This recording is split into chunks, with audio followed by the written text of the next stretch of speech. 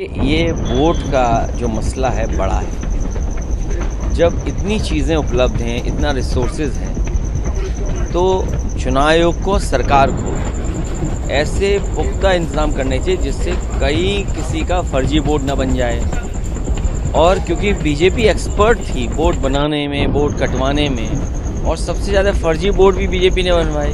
जब उन्हें वोट की कमी पड़ गई जीतने के लिए तो उन्होंने पुलिस आगे कर दी। और इलेक्शन कमीशन को सबसे पहले उत्तर प्रदेश के बाई इलेक्शन को देखना चाहिए कि किस तरह सरकार ने इलेक्शन कमीशन को भी नहीं माना और हम इलेक्शन कमीशन से शिकायत करते रहे। इलेक्शन कमीशन ने कोई कार्रवाई नहीं की।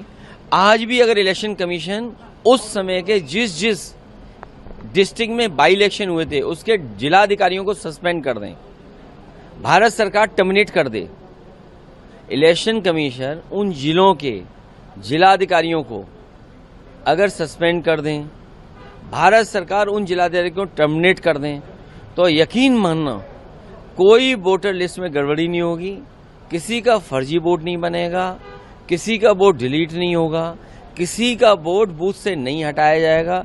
जब तक इलेक्शन कमीशन उन अधिकारियों के सस्पेंड और टर्मिनेट नहीं करेंगे तब तक ये फर्जीफिकेशन, फोर्जरी नहीं रोक पाएगी सरकार। लेकिन उन्होंने, तेजस्वी ने कहा कि वहाँ के जो डिप्टी सीएम है बिहार के, उन्हीं के 2 एपीआई, इसीलिए जिस मैं ये संदर्भ यूपी का कह रहा था, और अगर वहाँ 2 वोट है डिप्टी सीएम के, यहाँ तो सीएम वोट लुटवा रहे थे, वहाँ तो डिप्टी सीएम के 2 ही वोट तो नकली निकले, यहाँ तो सीएम बूथ लुटवा रहे थे।